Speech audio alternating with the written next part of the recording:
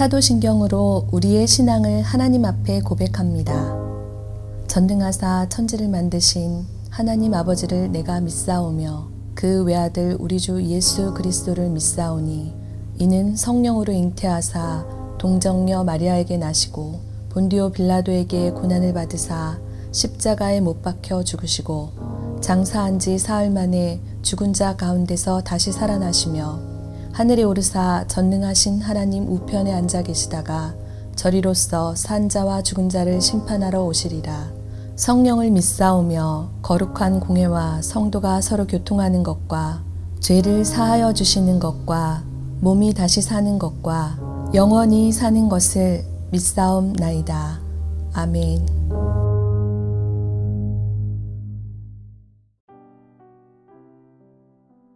오늘의 말씀 마태복음 11장 11절에서 19절 말씀입니다. 내가 진실로 너희에게 말하노니 여자가 낳은 자 중에 세례 요한보다 큰 이가 일어남이 없도다. 그러나 천국에서는 극히 작은 자라도 그보다 크니라. 세례 요한의 때부터 지금까지 천국은 침노를 당하나니 침노하는 자는 빼앗느니라. 모든 선지자와 율법이 예언한 것은 요한까지니 만일 너희가 즐겨 받을진대 오리라 한 엘리야가 곧 이 사람이니라. 귀 있는 자는 들을지어다. 이 세대를 무엇으로 비유할까? 비유하건대 아이들이 장터에 앉아 제 동물을 불러 이르되 우리가 너희를 향하여 피리를 불어도 너희가 춤추지 않고 우리가 슬피 울어도 너희가 가슴을 치지 아니하였다 함과 같도다. 요한이 와서 먹지도 않고 마시지도 아니하매 그들이 말하기를 귀신이 들렸다 하더니 인자는 와서 먹고 마시매 말하기를 보라 먹기를 탐하고 포도주를 즐기는 사람이요 세리와 죄인의 친구로다 하니 지혜는 그 행한 일로 인하여 옳다함을 얻느니라. 강에서 우렁을 잡아먹으며 사는 두루미가 있었습니다. 그런데 하루는 못 보던 하얀 새가 강가로 날아오게 된 거예요. 두루미가 그 새에게 이제 묻습니다. 어디에서 왔니? 라고 물으니까 이 하얀 새가 자기는 천국에서 날아왔다라고 대답을 하는 거예요. 그래서 두루미가 천국이라는 곳이 정말 있구나. 그런데 거기는 어때? 정말 천국이 그렇게 좋은 곳이니? 여기보다 훨씬 좋아? 라고 물어요. 그러자 하얀 새가 이렇게 대답을 합니다. 그럼 비교할 수 없을 정도로 좋지 하면서 천국에서 온 이 하얀 새가 두루미에게 이 천국의 여러 가지 이야기를 해주게 되었어요. 이렇게 천국에 대한 아름다운 이야기를 넉넉히 듣던 두루미가 이렇게 묻습니다.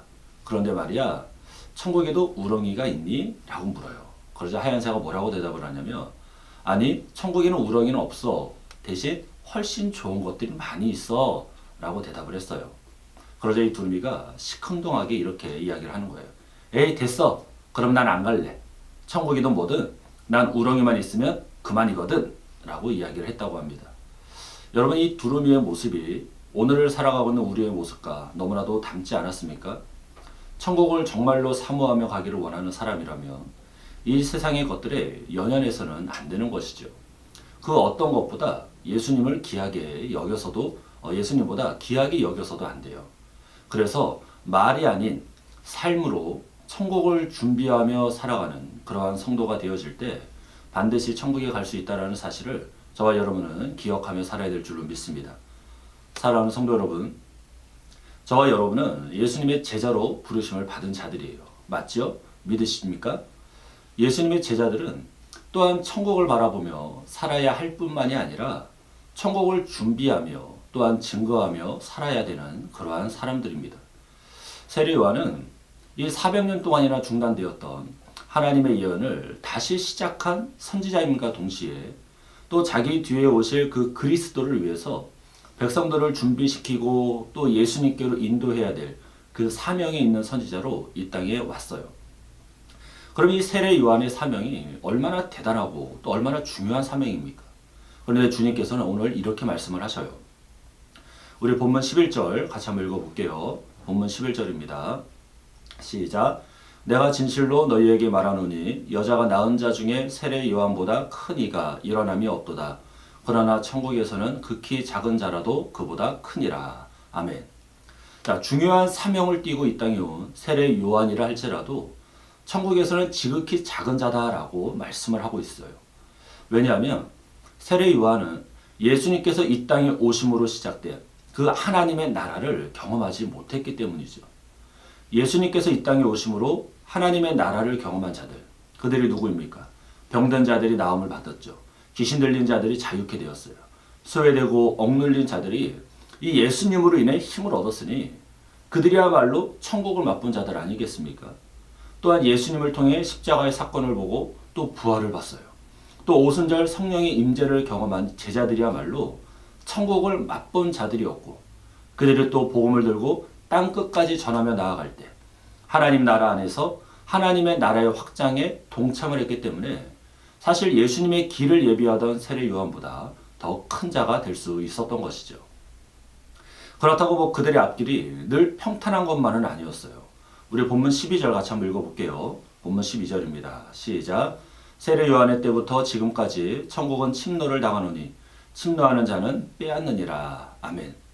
자, 이 본문은 두 가지로 해석을 할 수 있어요. 먼저는 천국은 힘차게 뻗어나가고 있다라는 것인데, 이 사탄 마귀가 아무리 그 앞을 막고 길을 쓴다 할지라도 천국은 강력한 능력과 함께 이 어둠의 세력을 물리치고 임하고 있다라는 것을 뜻해요. 두 번째는 천국은 맹렬한 공격, 방해를 받고 있다라는 겁니다. 그러니까 세례 요한이 하나님의 나라의 도래를 선포하다가 감옥에 갇히게 되잖아요. 그러니까 하나님의 나라를 선포하는 그때부터 강력한 반발에 휩싸여 고난을 받게 된다는 뜻입니다. 자, 그러면 천국은 누가 갈 수 있습니까? 침노하는 자예요.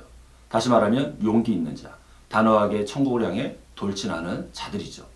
왜냐하면 여전히 이 세상의 폭력적인 그런 사람들에 의해서 천국은 심각하게 대적을 받게 될 것이기 때문입니다. 따라서 제자인 저와 여러분이 천국을 예비하는 자로 이 땅을 살아가기 위해서는 먼저 천국에 대한 확실한 소망을 가지고 있어야 돼요.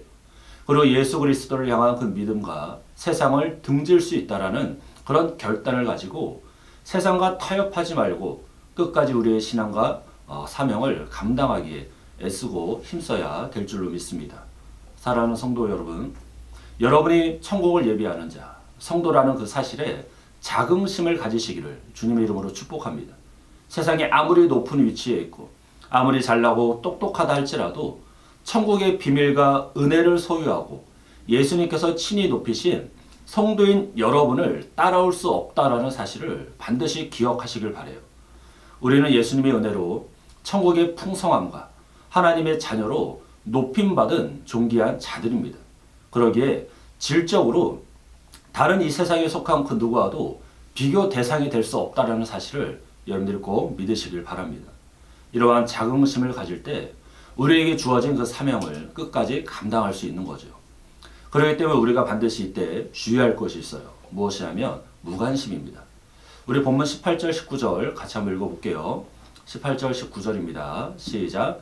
요한이 와서 먹지도 않고 마시지도 아니하며 그들이 말하기를 귀신이 들렸다 하더니 인자는 와서 먹고 마시매 말하기를 보라 먹기를 탐하고 포도주를 즐기는 사람이요 세리와 죄인의 친구로다 하니 지혜는 그 행한 일로 인하여 옳다함을 얻느니라. 아멘. 자, 세례 요한은 와서 회개를 촉구했어요. 근데 예수님께서는 혼인잔치에 초대를 하십니다. 그런데 이 시대는 사람들이 요한과 예수님 모두를 거부를 해버려요. 그러니까 슬피 울어도 가슴을 치며 함께 울지 못하고 피리를 불어도 춤을 추며 웃지 못하는 사람들. 그들은 자신을 잃어버린 자들이었고 천국을 빼앗긴 자들이었어요. 유대인들은 남들이 보이기 위해서 자랑 삼아 금식을 했는데 세례 요한은 진실된 마음으로 금식을 했잖아요. 그런데 오히려 유대인들이 그런 요한을 비난을 하는 거예요. 또 주님께서는 공생애를 시작하시며 세리들과 식사하시고 가나 혼인잔치에서는 물로 포도주를 만드시잖아요. 근데 이번에는 예수님을 보시면서 죄인들과 함께하고 세리들과 함께하시고 그들을 구원하시려는 그 사역의 일부로 그들과 식사를 하셨는데 그런 예수님을 향해 이제는 개걸스러운 탐식가 또는 술 주정뱅이로 몰아세우고 죄인들과 세리들의 친구라고 비난을 했어요. 그러니까 유대인들은 자신들과 같지 않으면 모든 것이 틀렸다라고 말하는 그런 유치한 모습을 보이고 말았던 거죠. 이런 유대인들을 향해 천국을 예비하는 자라고 말할 수 있겠습니까? 사랑하는 성도 여러분, 천국을 예비하는 자들이 이 세상을 살아가면서 조심해야 될 것은 무관심이에요. 먹고 살기 편해지면 복음이 필요 없다라고 생각하는 자들. 반대로 먹고 살기 힘들어서 지금 당장 복음이 필요 없다라고 생각하는 자들. 이러한 자들이 바로 천국에 대한 복음에 대해 무관심한 자들이고, 이렇게 무관심한 자들은 결코 천국을 소유할 수 없다라는 사실을 저와 여러분은 기억하며 살아야 될 줄로 믿습니다. 천국은 침노하는 자가 빼앗아요. 천국을 향해 돌진하는 자, 어떤 고난과 핍박 앞에서도 굴하지 않고 천국을 예비하며 나아가는 자, 그런 자가 천국에 들어갈 수 있다는 사실 꼭 기억하셔서 오늘 하루 천국을 예비하는 자답게, 제자답게 복음에 관심을 두며 여러분의 그 삶의 자리에서 살아가시길 바랍니다. 그래서 제자의 모습으로 이 땅을 살아가는 저와 여러분들의 한 날 되시기를 주님의 이름으로 간절히 축원합니다.